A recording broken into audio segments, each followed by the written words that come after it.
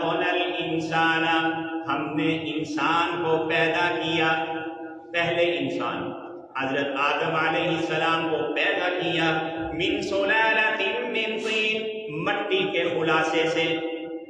پہلے انسان کو کس سے پیدا کیا؟ مٹی کے خلاصے سے۔ ثم جعلناہ نطفہ، پھر آدم کی نسل کو نطفہ بنایا۔ کیا بنایا؟ نطفہ بنایا، ٹپکی ہوئی بوند بنایا، فی قرار مکین، اس کو محفوظ جگہ میں رکھا، مضبوط جگہ میں رکھا، رحم مادر میں رکھا، ماں کے پیٹ میں رکھا۔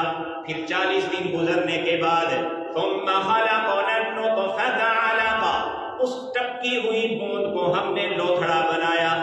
پھر 40 دن کے بعد فخلقنا العلقة مضغہ، ہم نے اس لوتھڑے کو گوشت کی بوٹی بنا دیا۔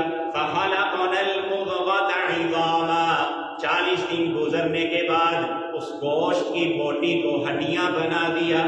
فکسونا العظام لحما، پھر 40 دن گزرنے کے بعد ان ہڈیوں کے اوپر ہم نے گوشت چڑھا دیا۔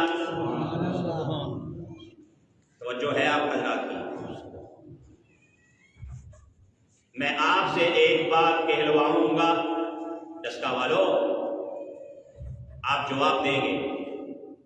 نطفے کو ماں کے پیٹ میں بنانے والا کون ہے؟ رکھنے والا کون ہے؟ اللہ۔ اس نطفے کو لوتھڑا بنانے والا کون ہے؟ اللہ۔ لوتھڑے کو گوشت کی بوٹی بنانے والا کون ہے؟ اللہ۔ گوشت کی بوٹی کو ہڈیاں بنانے والا اللہ۔ ہڈیوں کے اوپر گوشت چڑھانے والا اللہ۔ پھر کچھ عرصے کے بعد ثم انشأناه خلقا آخر، کچھ عرصے کے بعد ایک بہترین کامل انسان بنانے والا اللہ ہے۔ جب یہ ساری باتیں مانتے ہو، اللہ فرماتے ہیں فتبارک اللہ احسن الخالقین، پھر یہ بھی مان جا کہ برکتیں دینے والا بھی، مدد کرنے والا بھی، جب خالق وہی ہے برکتیں بھی وہی دینے والا ہے۔ تو اس صورت میں اللہ نے فرمایا یخرج من بین الصلب والترائب، اس نطفے سے پیدا کیا جو پشت اور سینے کے بیچ سے نکلتا ہے۔ اللہ اکبر۔ اس نطفے کو اللہ نے محفوظ کیا، پھر اس نطفے سے جو لوتھڑا بنا اس لوتھڑے کو محفوظ کیا، پھر گوشت کی بوٹی کو محفوظ کیا، پھر ہڈیوں کو محفوظ کیا، ہڈیوں کے اوپر گوشت چڑھا اس کو محفوظ کیا۔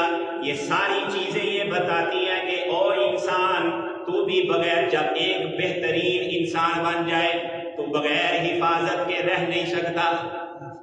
شروع سے اللہ نے حفاظت فرمائی۔ جب نطفہ تھا تب بھی تو محفوظ تھا، جب تو لوتھڑا بنا تب بھی محفوظ تھا، جب تو گوشت کی بوٹی بنا تب بھی محفوظ تھا، جب تو ہڈیاں بنا تب بھی محفوظ تھا، جب اس کے بعد جب گوشت کی ہڈیوں پر گوشت چڑھایا تب بھی تو محفوظ تھا۔ اس وقت میں نے تجھے محفوظ رکھا، جب تجھے میں نے ایک بہترین کامل انسان بنا دیا تو اب تو کیسے غیر محفوظ ہو سکتا ہے؟ تو یہ سمجھتا ہے میرے اوپر کوئی محافظ ہی نہیں ہے، میں کسی قانون کے ماتحت ہی نہیں ہوں، آزاد ہوں دنیا میں۔ تیری تو ہم نے اس وقت سے تیری حفاظت کی ہے، اس وقت بھی حفاظت کی تھی جب تو نطفہ تھا۔